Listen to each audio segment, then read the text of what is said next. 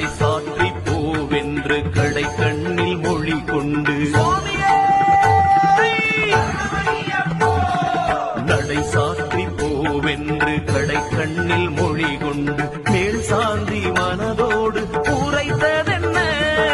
திருச்சாம்பல் உடை போர்த்தி ஜபமாலை விரலேற்றி இரு கண்கள் மலர் மூடி அமர்ந்ததென்ன 18 படி மட்டும்